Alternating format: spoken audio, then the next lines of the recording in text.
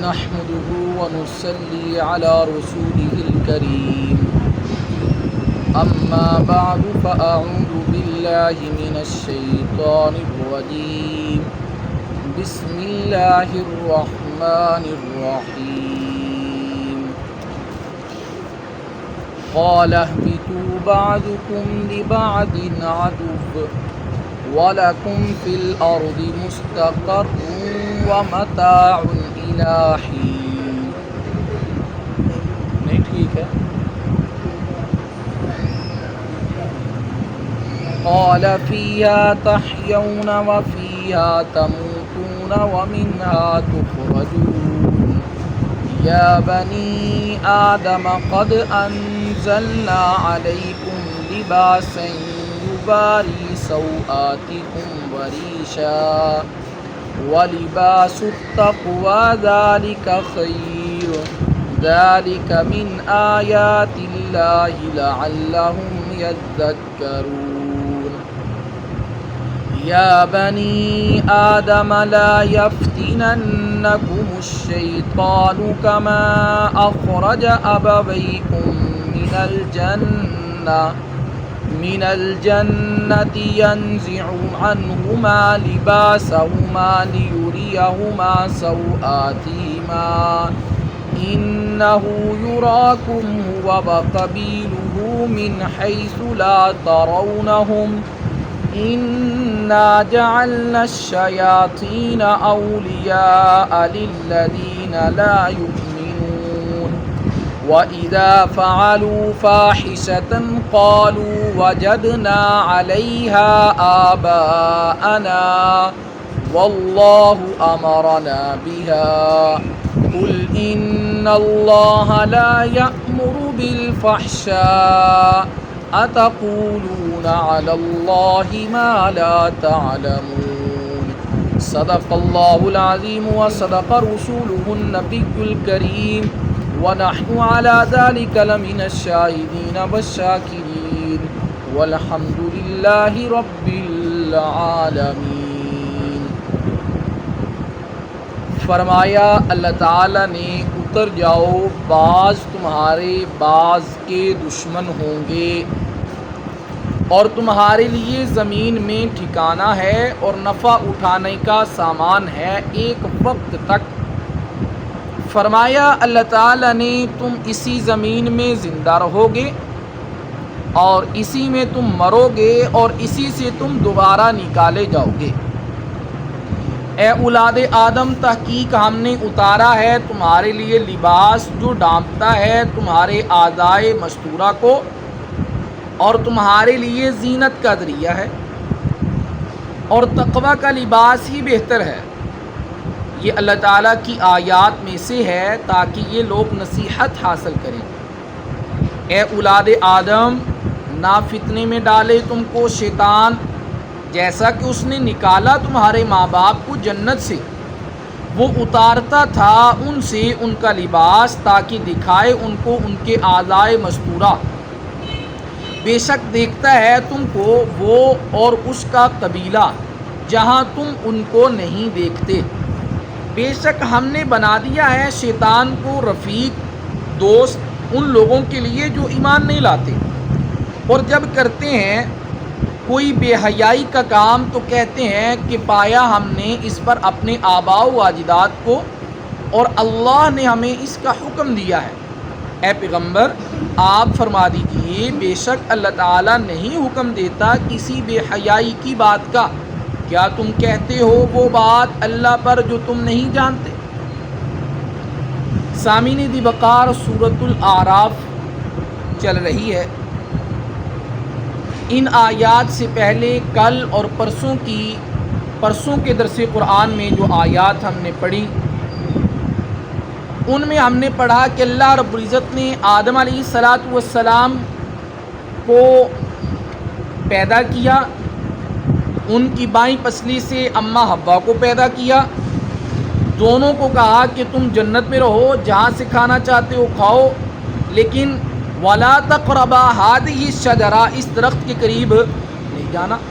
شیطان آیا، شیطان نے وسوسہ ڈالا کہ بھئی اس درخت کے پھل سے اس لیے منع کیا گیا ہے کہ تم جو ہے وہ کیا نہ ہو جاؤ، فرشتہ نہ بن جاؤ، تم ہمیشہ ہمیشہ کے لیے جنت میں رہنے والے نہ بن جاؤ، یا اسی طرح کہ تم جناب والا کہ وہ تیسری بات اس نے کہی کہ میں اس بات پر اللہ کی کیا کھاتا ہوں، قسم اٹھاتا ہوں۔ اب اللہ کا کرنا کہ دونوں حضرات نے یعنی کہ حضرت آدم اور اماں حوا نے خطاً اس درخت کے پھل کو کھا لیا۔ اللہ رب العزت نے اپنی ناراضگی کی وجہ سے ان دونوں حضرات کو جنت سے کیا کر دیا، نکال دیا، اور جو جنتی لباس تھا اس کو بھی کیا کروا دیا، اتروا دیا۔ بہرحال پھر ان دونوں حضرات نے بغیر کسی لگی لپٹی کے اللہ رب العزت کے سامنے سرنڈر کیا، کہا کہ ربنا ظلمنا، یا رب العالمین ہم نے اپنے اوپر کیا کیا، ظلمنا انفسنا، اپنی جانوں پر ظلم کیا۔ اب کیا کہ وَإِن لَّمْ تَغْفِرْ لَنَا وَتَرْحَمْنَا لَنَكُونَنَّ مِنَ الْخَاسِرِينَ، اے ہمارے رب اگر تو نے ہمیں بخشا نہ، ہم پر رحم نہ کیا تو پکی بات ہے کہ ہم خسارہ اٹھانے والے، گھاٹا اٹھانے والے لوگوں میں سے ہو جائیں گے، تو لہٰذا آپ ہمیں کیا کر دو، معاف فرما دیجیے۔ اللہ رب العزت نے معاف کر دیا۔ اب اس کے آگے کیا ہوا، اللہ رب العزت اس کا ذکر بیان فرماتے ہیں، فرمایا قَالَ اهْبِطُوا بَعْضُكُمْ لِبَعْضٍ عَدُوٌّ۔ سب سے پہلے فرمایا قَالَ، اللہ رب العزت نے اهْبِطُوا، کیا ہو جاؤ، اتر جاؤ، زمین میں چلے جاؤ، اب تمہیں جنت میں رہنے کی اجازت نہیں ہے۔ اور پھر فرمایا بَعْضُكُمْ لِبَعْضٍ عَدُوٌّ، تمہارے بعض کے کیا ہیں، دشمن ہیں، تمہارے بعض کے کیا ہیں، دشمن ہیں۔ اب اس چیز کو سمجھنے کے لیے آج کا دور ہو، اور آج کے دور میں یہ بات سمجھانا مشکل ہی نہیں کہ آپ دیکھیے کہ ایک گھر ہے، ایک گھر میں 8 افراد رہتے ہیں یا 20 افراد رہتے ہیں یا 2 افراد رہتے ہیں، 2 ہیں تب بھی آپس میں دشمن بنے بیٹھے، 8 ہیں یا 20 ہیں تب بھی آپس میں کیا بنے بیٹھے ہیں، دشمن بنے بیٹھے۔ ایک باپ ہے، اس کی 4 اولادیں ہیں، چاروں کی آپس میں لڑائیاں چل رہی ہیں، اور بسا اوقات باپ بیٹے کی لڑائیاں چل رہی ہیں، ماں بیٹیوں کی لڑائیاں چل رہی ہیں۔ تو آج کے دور میں دشمنی کو سمجھنا کوئی مشکل کام نہیں ہے، اور آج کے دور میں جو بندہ کم از کم میں یہ سمجھتا ہوں کہ اپنے خاندان کے اندر رہتے ہوئے، اپنے گھر کے اندر رہتے ہوئے اگر آپس کے تعلقات کو بچا کر اپنی زندگی کو گزارتا ہے تو آج کے دور میں اس سے بڑا مجاہد کوئی نہیں۔ یہ بہت بڑے مجاہدے کی بات ہے کہ بھئی ایک گھر ہے، اس گھر کا جو سربراہ ہے، اس کی آگے جتنی نسل ہے ان کی سب کی آپس میں کیا ہے، صلح صفائی ہے، اتفاق کے ساتھ، پیار محبت کے ساتھ کیا زندگی گزار رہے ہیں۔ لیکن یہ نہ ہونے کے برابر ہو چکا آج کی۔ جب ہم چھوٹے چھوٹے تھے نا، آج سے 20-22 سال پہلے، تو گھروں کا نظام ایک اچھا نظام ہوتا تھا، گھر کا ایک چودھری ہوتا تھا، گھر کا ایک سربراہ ہوتا تھا جو گھر کو لے کر چلتا تھا، کہہ دیا بڑے نے کہہ دیا۔ لیکن آج کا جو موجودہ دور ہے، اتنا پرفتن دور ہے کہ گھر میں 4 بندے ہیں، چاروں چودھری، چاروں کہتے ہیں کہ بھئی میری بات کو مانا جائے۔ چھوٹا کہتا ہے نہیں میں زیادہ کماتا ہوں لہذا میری ویلیو زیادہ ہونی چاہیے، بڑا کہتا ہے میں بڑا ہوں میری ویلیو زیادہ ہونی چاہیے، ابا کہتا ہے میں ابا ہوں لہذا میری بات کو مانا جائے۔ تو گھر کا ایک سربراہ ہونا چاہیے جس کی بات کو جو ہے وہ کیا دی جائے، اہمیت دی جائے، تاکہ گھر کے اندر گھر کا جو جتنے افراد ہیں ان میں اختلافات یا انتشارات نہ پھیل سکیں۔ تو اللہ رب العزت نے یہ چیز جو ہے وہ انسانوں کے اندر رکھی ہے کہ فرمایا کہ بعضکم لبعض عدو، بعض تمہارے بعض کے کیا ہوں گے، دشمن ہوں گے۔ فرمایا وَلَكُمْ فِي الْأَرْضِ مُسْتَقَرٌّ وَمَتَاعٌ إِلَىٰ حِينٍ، اور تمہارے لیے زمین میں ٹھکانہ ہے۔ اب تمہارا ٹھکانہ کیا ہے، زمین ہے، آدم کا بھی حوا کا بھی، اور ان دونوں کی آگے جتنی نسل قیامت کی صبح تک آئے گی سب کا ٹھکانہ کیا ہے، یہ زمین ہے۔ فرمایا مستقر و متاع الی حین، اور اس زمین میں رہتے ہوئے نفع اٹھاؤ، اور یہ نفع اٹھانا الی حین، ایک وقت تک کے لیے۔ وہ وقت کون سا ہے، موت کا وقت ہے۔ جو ہی موت کا فرشتہ آئے گا اسرائیل، وہ جب روح نکال لے گا تو وقت کیا ہے، ختم ہے۔ نیکیاں کمانے کا بھی اور گناہ کا بھی، اور گناہوں پر توبہ کرنے کا بھی، ایمان لانے کا بھی، سب کچھ کرنے کا وقت تب تک ہے جب تک کہ یہ سانس چل رہی ہے۔ سانس ختم تو چانس ختم۔ اب اس کے بعد نہ کوئی ہمارا نیکی کا کام اللہ کے ہاں قابل قبول ہے، نہ گناہوں پر توبہ قابل قبول ہے، اور نہ ہی نمبر 3 پر ایمان لانا کیا ہے، قابل قبول ہے۔ ہاں ایک چیز یہ ہو سکتی ہے کہ انسان مر گیا لیکن مرنے سے پہلے پہلے وہ اپنے علم نافع پیچھے چھوڑ گیا۔ اللہ کے نبی صلی اللہ علیہ وسلم نے ارشاد فرمایا کہ مرنے کے بعد اس کا ثواب اس کو ملتا رہے گا۔ نیک اولاد پیچھے چھوڑ گیا، اس نیک اولاد کے جتنے بھی اعمال حسنہ ہوں گے اس کو ملتا رہے گا ثواب۔ کوئی رفاع عامہ کا صدقہ جاریہ کر گیا، مرنے کے بعد اس کا ثواب اس کو پہنچتا رہے گا۔ اور اسی طرح اگر کوئی یہ غلط کام کو رائج کر گیا، سینما ہاؤس کھول گیا یا کوئی ایسی جگہ کھول گیا جو لوگوں کی برائی کا سبب بن گئی، یا اس کے کسی عمل کی وجہ سے لوگوں کے اندر برائی پیدا ہو گئی، خود بھی برا تھا، اس کو دیکھ کر لوگ مزید کیا ہو گئے، برے ہو گئے، اب فرمایا کہ اس کو دوہرا گناہ ملے گا۔ ایک تو اس کے اپنے گناہ کا عمل کا گناہ ملے گا، اور دوسرا فرمایا کہ جو لوگ اس کو دیکھ کر گناہ کریں گے ان کا بھی پورا کا پورا گناہ اس کو ملے گا، اور اس کے گناہ کے اندر بھی کوئی کمی نہیں کی جائے گی۔ تو فرمایا کہ وَلَكُمْ فِي الْأَرْضِ مُسْتَقَرٌّ وَمَتَاعٌ إِلَىٰ حِينٍ، اور تمہارے لیے زمین میں ٹھکانہ ہے اور نفع اٹھانے کا سامان ہے ایک وقت تک، اور وقت وہ مقررہ ہے، اللہ کو پتہ ہے کہ وہ اللہ رب العزت نے مجھے کتنا دیا ہے، پروفیسر صاحب کو کتنا دیا ہے، سر جی کو کتنا دیا ہے، حاج صاحب کو کتنا دیا ہے، یہ اللہ کو پتہ ہے، اللہ کے علاوہ کسی اور کو نہیں پتہ۔ میں قال فیہا تحیون وفیہا تموتون ومنہا تخرجون، اللہ رب العزت ارشاد فرماتے ہیں تم اسی زمین میں زندہ رہو گے، یعنی اسی زمین میں رہو گے، وفیہا تموتون، اور اسی میں تم مرو گے، وَمِنْهَا تُخْرَجُونَ، اور اسی سے تم دوبارہ کیا کیے جاؤ گے، زندہ کیے جاؤ گے۔ آج ہم اسی زمین میں رہ رہے ہیں، اور اسی زمین سے اللہ رب العزت نے ہمیں کیا کیا، زندہ کیا، یعنی کہ ہماری جو اصل ہے آدم علیہ السلام، اس کو اللہ نے کس سے بنایا، مٹی سے بنایا، اور ایک وقت ایسا آئے گا کہ ہمیں اسی مٹی کے حوالے کر دیا جائے گا، پھر ایک وقت ایسا آئے گا اسی مٹی سے جو ہے وہ ہمیں دوبارہ اٹھا دیا جائے گا۔ فرمایا کہ جب اللہ رب العزت میدان محشر کو سجائیں گے، قیامت برپا ہوگی، تو جو قبروں والے ہیں قبروں سے نکل اٹھیں گے اللہ کا جب حکم ہو، اور جو نیک لوگ ہوں گے وہ بڑے حشاش بشاش قبروں سے نکلیں گے، اپنے کپڑوں کو جاڑتے ہوئے نکلیں گے، اور جو برے لوگ ہوں گے وہ اپنی قبروں سے نکلیں گے، ان کے چہروں پر پھٹکاریں پڑی ہوں، وہ اپنی آنکھوں کو یوں ملتے ہوئے جو ہے وہ اٹھیں گے کہ پتہ چلے گا کہ ان کے اوپر کسی قسم کا کوئی کیا ہے، بوجھ ہے، ان کے اندر حشاشیت بشاشیت کی نام کی کوئی چیز باقی نہیں ہے۔ تو فرمایا کہ قال فیہا تحیون وفیہا تموتون ومنہا تخرجون، فرمایا اللہ تعالیٰ نے تم اسی زمین میں زندہ رہو گے، اسی میں تم مرو گے، اور اسی سے تم دوبارہ نکالے جاؤ گے۔ یا بنی آدم قد انزلنا علیکم لباسا یواری سوآتکم وریشا، اے اولاد آدم تحقیق ہم نے اتارا تمہارے لیے لباس۔ کیا مطلب، اللہ نے یہ شلوار قمیض اوپر سے اتاری ہے، یہ پینٹ شرٹ اللہ نے اوپر سے اتاری ہے؟ نہ بھائی، کیا مطلب ہے کہ جن چیزوں سے یہ لباس بنتے ہیں ان کو کون پیدا کرنے والا ہے؟ اللہ پیدا کرنے والا۔ کپاس پودے سے حاصل ہوتی ہے، اب اس پودے کو جو پانی ملتا ہے وہ پانی کس سے آتا ہے؟ آسمانوں سے آتا ہے، تو اب اس کے پیچھے جو ہے وہ کیا ہے؟ اللہ رب العزت ہے۔ اسی طرح اون ہے، یا اسی طرح کوئی اور چیز ہے، جانوروں سے جتنی بھی چیزیں جو ہے وہ ان کی کھال سے بنتی ہے، ان کی اون سے بنتی ہے۔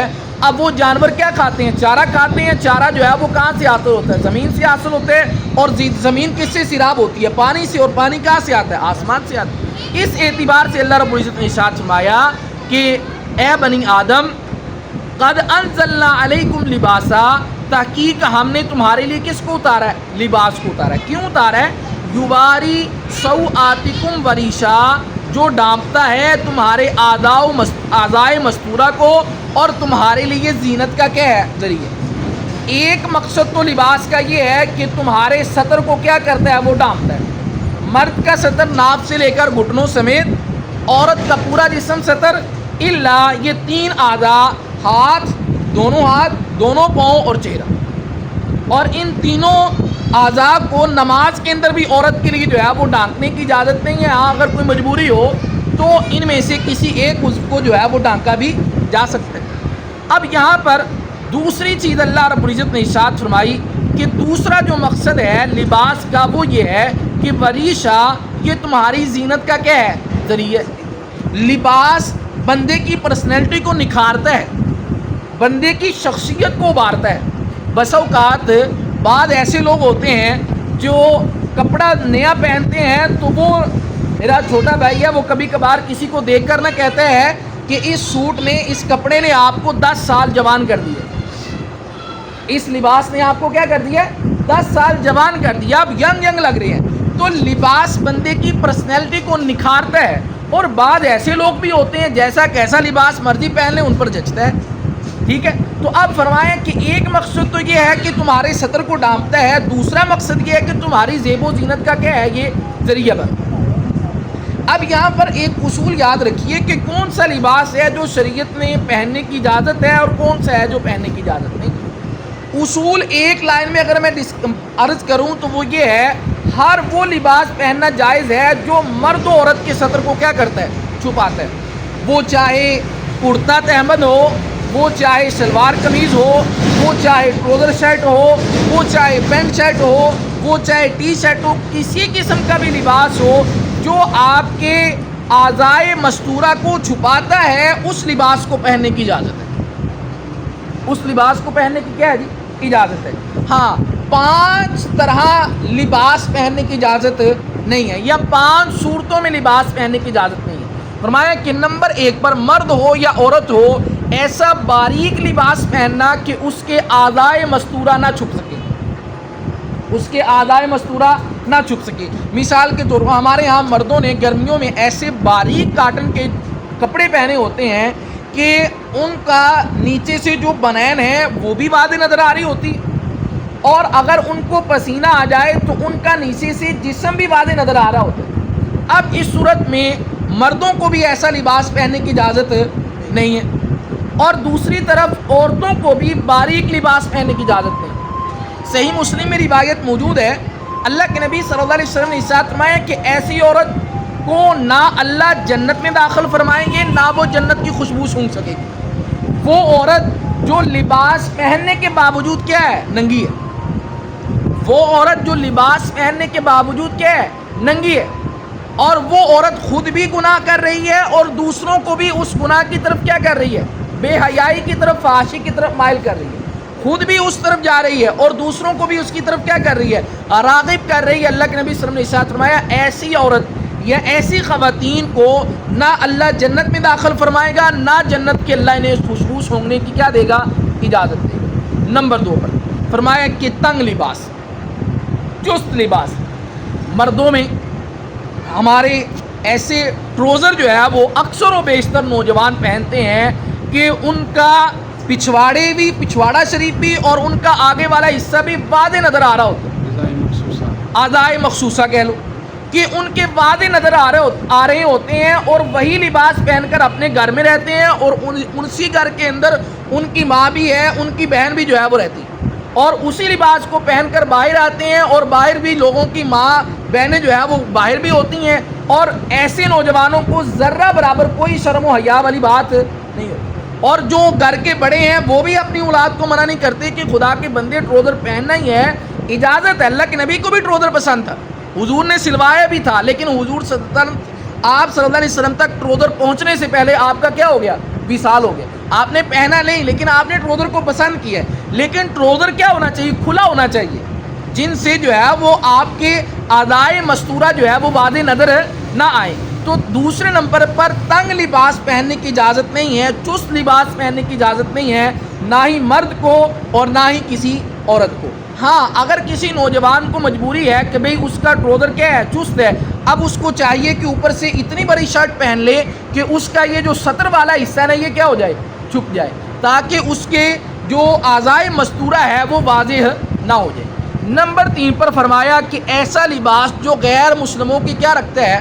مشابہت رکھتا ہے۔ مثال کے طور پر ایک خاص رنگ کا لباس ہے جو ہندوؤں کے اندر کیا ہے؟ ہندو پہنتے ہیں، جسے بگوا رنگ کہتے ہیں، جسے جو ہے وہ ان کے پنڈت پہنتے ہیں۔ تو اب یہ لباس کسی مسلمان کے لیے پہننا جائز نہیں، چونکہ اب یہ ان کے شاعر بن چکے ہیں، ان کی پہچان بن چکا ہے۔ اسی طرح ہمارے ہاں سکھوں کا بھی ایک خاص لباس ہے کہ ایک بڑی سی جو ہے وہ کیا باندھتے ہیں، پگ باندھتے ہیں، تو الگ سا ان کا ایک سٹائل ہوتا ہے، اور ان کا ایک الگ سا کیا ہوتا ہے، ان کا ایک سٹائل ہوتا ہے کپڑوں کا۔ اب ایسا لباس جو غیر مسلموں کی پہچان ہے، وہ لباس بھی کسی مسلمان کو پہننے کی اجازت نہیں ہے۔ اس کی وجہ یہ ہے کہ اللہ کے نبی صلی اللہ علیہ وسلم نے ارشاد فرمایا کہ جو قوم جس قوم کے ساتھ مشابہت اختیار کرے گی، قیامت والے دن اللہ رب العزت اس بندے کو یا اس قوم کو انہی لوگوں کے ساتھ قیامت والے دن کیا کریں گے، اٹھائیں گے۔ اس لیے فرمایا کہ جس لباس میں غیروں کی مشابہت ہو وہ لباس بھی نہ پہنا جائے۔ اسی طرح نمبر 4 پر مردوں کو عورتوں کا ایسا لباس اور عورتوں کو مردوں کا ایسا لباس پہننے کی اجازت نہیں کہ ہمارے ہاں جیسا ہم سب نے شلوار قمیض پہنی ہوئی ہے، اس انداز کی شلوار قمیض عورتوں کو پہننے کی اجازت نہیں، اور عورتوں کا بھی جو ہے وہ ایک الگ سا سٹائل ہے، ان کا ایک الگ سا ڈیزائن ہوتا ہے کپڑوں کا، ویسا لباس ہمیں جو ہے وہ پہننے کی اجازت نہیں ہے کہ زیادہ شوخ کلر، ان پر جناب والا پھول بنے ہوں، ان پر جناب والا پرنٹنگ ہو، ان پر اس طرح سے جیسے ہمارے ہاں بعض جو سو کولڈ نعت خواں حضرات ہیں وہ پہنتے ہیں، یا اسی طرح بعض جو ہے وہ ایسے لوگ جنہوں نے لبادہ اوڑھا ہوا ہے اہل علم ہونے کا جبکہ وہ اہل علم نہیں ہے، ایسا لباس شریعت میں پہننے کی اجازت نہیں ہے۔ اللہ کے نبی صلی اللہ علیہ وسلم نے فرمایا، اللہ کمی بیشی معاف فرمائے، ایسے مرد عورت پر لعنت فرمائی ہے جو ایک دوسرے کی مشابہت اختیار کر کے کیا پہنتا ہے، لباس پہنتا ہے۔ تو اس لیے فرمایا کہ مردوں کو عورتوں کا ایسا اور عورتوں کو مردوں کا ایسا لباس پہننے کی اجازت نہیں۔ نمبر 5 پر وہ لباس جس لباس کے پہننے کے بعد بندے کے اندر انا اور تکبر غرور آ جائے، ایسا لباس پہننے کی بھی اجازت نہیں۔ اور آتا ہے لوگوں کے اندر غرور، آتا ہے لوگوں کے اندر تکبر، بس اوقات قولن آتا ہے، بس اوقات فعلن آتا ہے۔ قولن کیا کہ کسی نے کوئی جناب والا اچھا خاصا سوٹ پہن لیا جس کی قیمت آج کل کے اس دور میں کوئی بعید نہیں ہے کہ لوگ آ کر بتاتے ہیں قاری صاحب میں نے 20,000 کا سوٹ پہنا ہے۔ ہمارے تو ہوش اڑ جاتے ہیں کہ 20,000 کا سوٹ پہنا بھائی اللہ کی بات، اور اس 20,000 کے سوٹ کی جو سلائی دی ہے وہ 3,000 سلائی دی ہے، 4,000 سلائی دی ہے، شکر گھر میں فلاں جگہ پر جو ہے وہ دکان ہے وہاں پر سوٹ دیتے ہیں، وہ لاہور سے بنا کر بیچتے ہیں سوٹ۔ اور یہ باتیں جو ہے وہ بعض لوگ عوام الناس میں بیٹھ کر بطور فخر بتاتے ہیں، بطور جو ہے وہ اپنی بڑائی اپنی وڈیائی کرتے ہوئے بتاتے ہیں کہ جناب ہم نے اتنے اچھے والا سوٹ پہنا ہوا ہے، اس کی اتنی جو ہے وہ سلائی دی ہوئی ہے۔ تو فرمایا کہ قولن بھی تکبر ہوتا ہے اور فعلن بھی تکبر ہوتا ہے۔ فعلن تکبر کیا ہے، یار یا جگہ صاف کرو، اچھا خاصا سوٹ پہنا ہو یا خراب ہو جائے، یار پیچھے ہو، تیرے جسم سے کیا آ رہی ہے، اسمیل آ رہی ہے، تیرے کپڑوں سے بو آ، پیچھے ہو کے بیٹھ، یار مجھے پتہ نہیں میں نے آج سوٹ پہنا ہوا ہے، میں نے اتنا مہنگا۔ تو قولن فعلن تکبر کرنے کی، ایسا لباس پہننے کی اجازت نہیں ہے جو آپ کے اندر تکبر پیدا کرتا ہے، غرور پیدا کرتا ہے، انا پیدا کرتا ہے، وہ لباس پہننے کی بھی اجازت نہیں ہے۔ اللہ کے نبی صلی اللہ علیہ وسلم نے ارشاد فرمایا جس کے دل میں رائی کے دانے کے بھی برابر تکبر ہوگا اللہ اسے جنت میں داخل نہیں فرمائے گا۔ تو اس لیے یہ 5 صورتیں ہیں جن صورتوں میں لباس پہننے کی اجازت، اس طرح کا خاص لباس پہننے کی اجازت نہیں ہے۔ اس کے علاوہ آپ جیسا تیسا کیسا مرضی لباس پہن سکتے ہیں، بلکہ فرمایا کہ جو افورڈ کر سکتا ہو وہ غریبوں والا لباس نہیں پہن سکتا۔ مثال کے طور پر اللہ کے نبی صلی اللہ علیہ وسلم کے پاس ایک شخص آیا جس کے کپڑے بھی پراگندہ تھے اور سر کے بال وغیرہ بھی پراگندہ تھے۔ حضور صلی اللہ علیہ وسلم نے ارشاد فرمایا کہ اللہ کے بندے تیرے پاس کوئی ایسی چیز نہیں ہے جس کے ساتھ اپنے کپڑوں کو صاف کرے دھو لے، تیرے پاس تیل کنگھی وغیرہ نہیں ہے کہ تو سر میں تیل لگائے سر میں کنگھی کرے۔ اس نے کہا حضرت اللہ کا بڑا شکر ہے، احسان ہے، اتنی بھیڑ بکریاں، اتنے گائے بیل اونٹ وغیرہ میرے پاس، اتنی دکانیں، اتنا کاروبار ہے، اچھا خاصا بزنس ہے میرا۔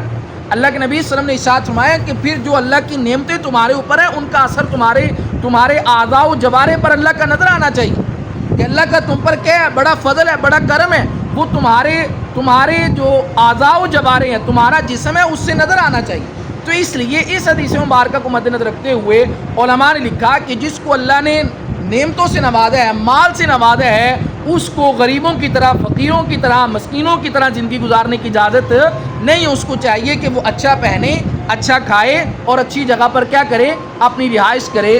اگر ایسا نہیں کرے گا تو ایک اعتبار سے وہ اللہ کی نعمتوں کا کیا کر رہا ہے، ناشکری کر رہا ہے۔ فرمایا کہ وَلِبَاسُ التَّقْوَىٰ ذَٰلِکَ خَيْرٌ، اور تمہارے لیے زینت کا ذریعہ ہے اور تقویٰ کا لباس ہی بہتر ہے۔ ایک تو لباس ہے جو ہم اپنے جسم کے اوپر پہنتے ہیں، اور ایک لباس تقوی کا لباس ہے جس کا تعلق آپ کے اندر کے ساتھ ہے، آپ کے من کے ساتھ ہے، آپ کے دل کے ساتھ ہے۔ اس کی حفاظت کرنا بھی اسی طرح ضروری ہے جس طرح ہم اپنے اس لباس کی کیا کرتے ہیں، حفاظت کرتے ہیں۔ اس کو کسی جگہ پر اڑنے سے بچاتے ہیں کہ تاکہ یہ ہمارا سوٹ خراب نہ ہو جائے، اس کو گندگی سے بچاتے ہیں کہ یہ ہمارا سوٹ گندا یا ناپاک نہ ہو جائے۔ تو اسی طرح فرمایا کہ اپنے اندر کو بھی کیا رکھنا ہے، صاف اور پاک رکھنا ہے کہ اس اندر میں، اس من میں نہ کسی مسلمان بھائی کے متعلق غیبت کرنی ہے، نہ بغض رکھنا ہے، نہ عداوت رکھنی ہے، نہ کینہ رکھنا ہے، نہ کسی کو گالم گلوچ کرنی ہے۔ ہر وہ کام اس سے بچنا ہے جس سے اللہ رب العزت اور اس کے رسول صلی اللہ علیہ وسلم نے مجھے اور آپ کو منع کیا ہے، اور ہر وہ کام کرنا ہے جس سے اللہ اور اللہ کے رسول نے ہمیں کرنے کا حکم دیا ہے۔ فرمایا ذالک من آیات اللہ لعلہم یذکرون، یہ اللہ کی آیات میں سے ہے تاکہ یہ لوگ کیا کریں، نصیحت حاصل کریں۔ یا بنی آدم لا یفتننکم الشیطان کما اخرج ابویکم من الجنۃ ینزع عنہما لباسہما لیریہما سوآتہما۔ قربان جاؤں رب ذوالجلال کے انداز پر، میں اے اولاد آدم نہ فتنے میں ڈالے تم کو شیطان، جیسا کہ اس نے نکالا تمہارے ماں باپ کو یعنی آدم اور حوا کو جنت سے، وہ اتارتا تھا ان سے ان کا لباس تاکہ دکھائیں ان کو ان کے اعضائے مستورہ، کہ جیسے ہمارے ہاں اگر کسی کا کسی ایسے بندے کے ساتھ تعلق ہو جن کے بڑوں نے جو ہے وہ اس کے بڑوں کو ڈسا ہو، تو لوگ کہتے ہیں شرم کر، تجھے پتہ نہیں چلا کہ کن کے ساتھ اٹھتا بیٹھتا ہے، کہ وہ لوگ ہیں جن لوگوں نے تیرے باپ کے ساتھ فراڈ کیا، جن لوگوں نے تیرے بھائی کے ساتھ فراڈ کیا، تو پھر بھی ان کے ساتھ ہے۔ تو اللہ رب العزت ارشاد فرماتے ہیں کہ شیطان کے بہکاوے میں نہیں آنا۔ شیطان تو وہ ہے جس نے تمہارے باپ کو کیا کیا تھا، تمہارے باپ کو جو ہے وہ وسوسے ڈال کر جنت سے کیا کروا دیا تھا، نکلوا دیا تھا۔ شیطان تمہارا کھلا دشمن ہے، شیطان کے چکروں میں نہیں آنا، شیطان سے کیا کرنا ہے، بچنا ہے۔ فرمایا انہ یراکم ہوا وقبیلہ من حیث لا ترونہم، فرمایا کہ بے شک دیکھتا ہے تم کو وہ اور اس کا قبیلہ، یعنی شیطان اور شیطان کے چیلے چپاٹے، فرمایا تم ان کو نہیں دیکھتے۔ دنیا میں کیا ہے کہ ہم جنات کو یا شیاطین کو نہیں دیکھ سکتے، شیاطین جنات ہمیں کیا کر سکتے ہیں، دیکھ سکتے ہیں۔ اور جنات میں سے بھی ہماری طرح ہی ہیں، بعض مسلمان ہیں، بعض ہندو ہیں، بعض سکھ ہیں، بعض عیسائی ہیں، بعض یہودی ہیں، جو مسلمان ہیں ہماری طرح نماز پڑھتے ہیں، روزہ رکھ سب کچھ کرتے ہیں، لیکن فرمایا کہ بعض ان میں سے کیا ہیں، شیاطین بھی ہیں، اور وہ ہمیں دیکھتے ہیں اور ہم انہیں نہیں دیکھتے۔ فرمایا انا جعلنا الشیاطین اولیاء للذین لا یؤمنون، بے شک ہم نے بنا دیا ہے شیطان کو دوست ان لوگوں کے لیے جو ایمان ہے نہیں لاتے، جو ایمان نہیں لاتے نا، پکی بات ہے کہ ان کا یارانہ کن کے ساتھ ہے، شیطان اور شیطان کے چیلے چپاٹوں کے ساتھ۔ احادیث سے بھی یہ بات ثابت ہے کہ شیاطین کو، جنات کو اللہ رب العزت نے پاور دے رکھی ہے۔ کیا دے رکھی ہے جی؟ پاور دے رکھی ہے۔ اتنی پاور دے رکھی ہے کہ وہ کسی کی بھی شکل کو اختیار کر سکتے ہیں، بکری بن سکتے ہیں، انسان بن سکتے ہیں، کتا بن سکتے ہیں، سانپ بن سکتے ہیں۔ مسلم شریف کی ایک روایت ہے جس کو اگر اختصار کے ساتھ عرض کروں کہ غزوہ خندق کے موقع پر ایک صحابی رسول کی نئی شادی ہوئی، اور وہ آ کر اللہ کے نبی صلی اللہ علیہ وسلم سے عرض کرتے ہیں یا رسول اللہ مجھے اجازت دیجیے میں گھر میں جاؤں، گھر والی کو جو ہے وہ کھانے پینے کا کیا سامان دے کر آؤں، کیونکہ میرے گھر میں کوئی مرد نہیں ہے یا اتنا بڑا مرد نہیں ہے جو باہر جا کر کیا سودا سرپ لا سکے، اور میری بیوی جو ہے وہ ابھی نئی دلہن بن کے آئی ہے، اس کو باہر بازار کا پتہ کوئی نہیں ہے، لہذا مجھے اجازت دی۔ حضور نے اجازت دے دی۔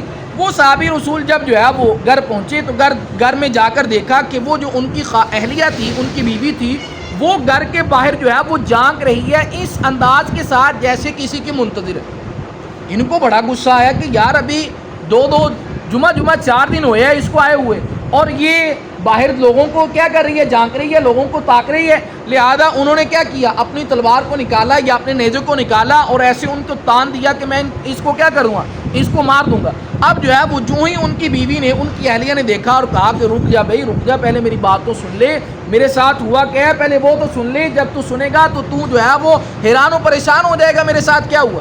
اب جو ہے وہ ان کی اہلیہ نے کہا کہ ہوا کچھ یوں کہ میں اکیلی تھی گھر میں، آپ تھے نہیں، میرے علاوہ اور کوئی تھا نہیں، تو میں نے دیکھا کہ اچانک ایک جگہ پر ایک بڑا سا اژدہا، اور اس نے اپنے پھن کو جو ہے وہ کیا کیا ہوا ہے، اپنے جو ہے وہ پھن کو پھیلایا ہوا ہے۔ اب میں جو ہے وہ اس کو دیکھ کر گھبراتی ہوئی دوڑتی ہوئی اپنے گھر کی دیوار کے ساتھ آ کر دیکھنے لگی کہ تاکہ میں کسی کو دیکھوں اور بلاؤں کہ وہ آ کر میری کیا کرے، مدد کرے، میرے ساتھ اس مصیبت میں میرے ساتھ جو ہے وہ تعاون کرے۔ اب جو ہے وہ اس صحابی رسول کو تسلی ہوئی اور انہوں نے فوراً اس جگہ کی طرف جب رجوع کیا تو دیکھا وہاں پر واقع ایک بڑا اژدہا تھا۔ اب اس کو جو ہے وہ اپنے نیزے کے ساتھ جب مارا تو فرمایا کہ وہ صحابی رسول خود بھی فوت ہو گئے، شہید ہو گئے، اور وہ جو سانپ تھا وہ بھی کیا ہو گیا، وہ بھی مر گیا۔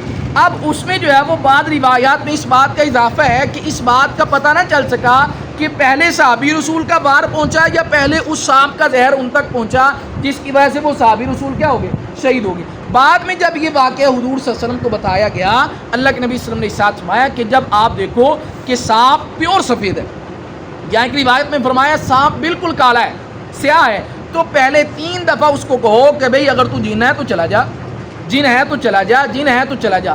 اگر وہ 3 دفعہ کہنے کے بعد بھی نہیں جاتا تو 2 مطلب ہے، ایک تو یہ ہے کہ یہ سرکش شیطان ہے، اب اس کا پھینٹا لگا دو۔ دوسرا یہ ہے کہ یہ شیطان نہیں ہے، اوریجنلی کیا ہے، یہ سانپ ہے، اب اس کو بھی کیا کر دو، اب اس کو بھی مار دو۔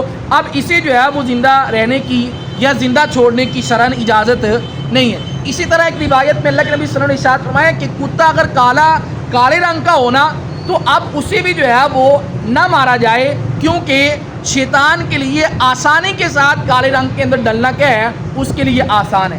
تو اب یہ صورت ان احادیث سے پتہ چلتا ہے کہ شیطان کو اللہ نے کیا دی ہے، پاور دی ہے، وہ کسی کی بھی شکل اختیار کر سکتے ہیں۔ بس اوقات ہم لوگوں نے ایسے واقعات یا آپ لوگوں نے بھی ایسے سنے ہوں گے کہ بھئی میں نے فلاں چیز دیکھی اور میں دیکھ رہا تھا، میں دیکھ رہی تھی، اچانک غائب ہو گئی، اچانک وہ کیا ہو گئی، غائب ہو گئی یا غائب ہو گیا۔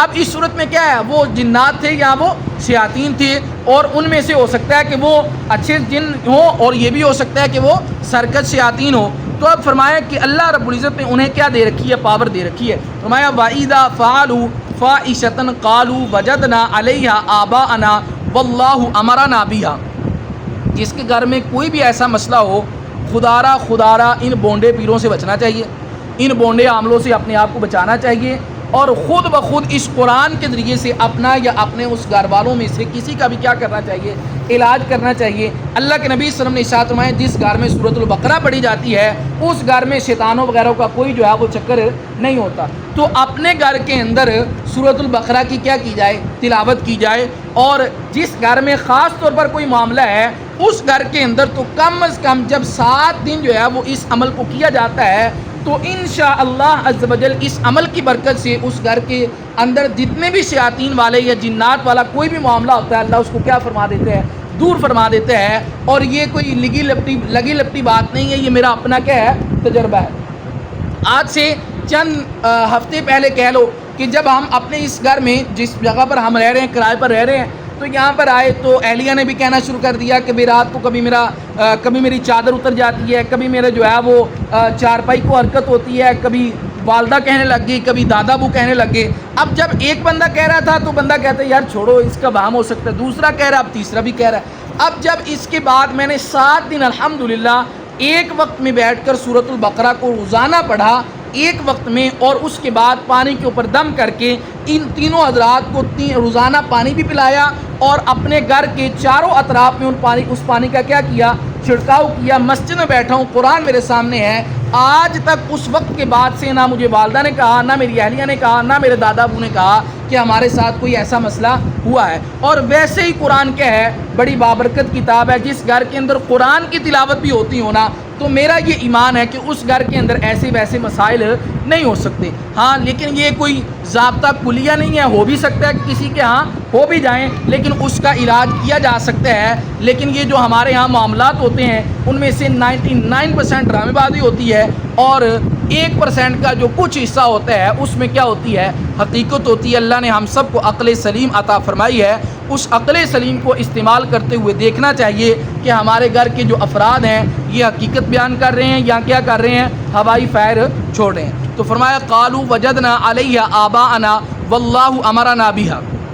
فرمایا کہ وَإِذَا فَعَلُوا فَاحِشَةً جب کرتے ہیں یہ لوگ یعنی منکر لوگ کوئی بے حیائی کا کام، تو کہتے ہیں کہ پایا ہم نے اس پر اپنے آباء و اجداد کو اور اللہ نے ہمیں اس کا حکم دیا۔ قُلْ إِنَّ اللَّهَ لَا يَأْمُرُ بِالْفَحْشَاءِ اے محبوب پیغمبر آپ ان سے فرما دیجئے کہ بے شک اللہ تعالیٰ نے حکم نہیں دیا کسی کو بے حیائی کی بات کا، اتقولون علی اللہ ما لا تعلمون، کیا تم کہتے ہو وہ بات اللہ پر جو تم نہیں جانتے۔ فرمایا کہ بیت اللہ کا زمانہ جاہلیت میں جو طواف ہوتا تھا نا وہ ننگے ہوتا تھا۔ کیا ہوتا تھا؟ ننگے ہوتا تھا۔ ایک دلیل تو یہ دیتے کہ جناب دیکھو ہم ماں کی پیٹ سے ننگے پیدا ہوئے تو ننگے طواف کرنے میں کیا حرج ہے، اور بعض لوگ یہ دلیل دیتے ہیں دیکھو یار ہم جس لباس کو پہن کر گناہ کرتے ہیں کیا اسی لباس کو پہن کر بیت اللہ کا کیا کریں، طواف کریں۔ تو ہر برے بندے کے پاس اپنی برائی پر کوئی نہ کوئی کیا ہوتی ہے، دلیل ہوتی ہے۔ تو ان لوگوں کے پاس بھی کیا تھی، یہ دلائل تھی۔ اور تیسری دلیل ان کے پاس یہ تھی کہ بھئی ہم نے اپنے بڑوں کو دیکھا، اور چوتھی دلیل یہ پیش کرتے کہ بھئی ہمیں اللہ نے حکم دیا ہے کہ بھئی ہم کیا کریں، الف ننگے ہو کر اس بیت اللہ کا کیا کریں، طواف کریں۔ یا بعد نے لکھا کہ بھئی الف ننگے اس انداز سے ہوتے تھے کہ صرف اپنے آگے اور اپنے پیچھے اپنے اعضائے مخصوصہ کو ڈھانپا ہوتا تھا، باقی سارا جسم کیا ہوتا تھا، ننگا ہوتا تھا۔ اور اس بات کو منسوب کس کی طرف کرتے تھے، اللہ کی طرف کرتے تھے۔ تو اللہ رب العزت نے ارشاد فرمایا کہ اللہ رب العزت نے کبھی بھی کسی کو بھی نہ کسی بے حیائی کی بات کرنے کا حکم دیا ہے، نہ بے حیائی کے کام کرنے کا کیا کیا ہے، حکم دیا ہے۔ اللہ رب العزت نے تو یہ حکم دیا ہے کہ بے حیائی کے کاموں کے قریب نہ جاؤ، وہ بے حیائی کا کام جو علل اعلان ہو رہا ہے یا وہ بے حیائی کا کام جو پوشیدہ طور پر ہو رہا ہے، کسی قسم کی بے حیائی فحاشی کے کام کے قریب بھی مت جاؤ۔ اللہ رب العزت سے دعا ہے کہ اللہ تبارک و تعالی جو کچھ کہا گیا ہے، سنا گیا ہے، سمجھنے کے بعد عمل کرنے کی توفیق عطا فرمائے۔ الحمدللہ رب العالمین والعاقبۃ للمتقین والصلاة والسلام علی سید الانبیاء والمرسلین والحمدللہ رب العالمین۔ اللہم صلی علی محمد النبی الامی وعلی آلہ وسلم تسلیما۔ یا الہ العالمین ہماری نماز مغرب کو، اس کے بعد اس درس قرآن کو اپنی بارگاہ میں قبول و منظور فرما، کمی کوتاہی سے درگزر والا معاملہ فرما، کہنے سننے کے بعد سمجھنے کے بعد اس پر عمل کرنے کی توفیق عطا فرما۔ یا الہ العالمین تمامی احباب کو اپنی شان کے مطابق اجر عظیم عطا فرما۔ یا الہ العالمین ہم سب کو اس پر استقامت عطا فرما۔ یا الہ العالمین اس عظیم عمل کو ہم سب کی ہدایت کا ذریعہ بنا، پوری بستی کی ہدایت کا ذریعہ بنا۔ یا الہ العالمین ہم سب کے جتنے بھی مرحومین ہیں، جتنے بھی یہاں پر احباب بیٹھے ہیں، ہم سب کے جتنے بھی مرحومین ہیں، یا الہ العالمین تجھ سے دعا گو ہیں تمام کی کامل مغفرت فرما، ان کے درجات کو بلند فرما۔ یا الہ العالمین ان کی قبور کو تحت نگاہ وسیع و عریض فرما، جنت کے باغوں میں سے باغ بنا۔ ربنا آتینا فی الدنیا حسنۃ وفی الآخرۃ حسنۃ وقنا عذاب النار۔ صلی اللہ تعالی علی خیر خلقہ محمد وعلی آلہ واصحابہ اجمعین، آمین آمین۔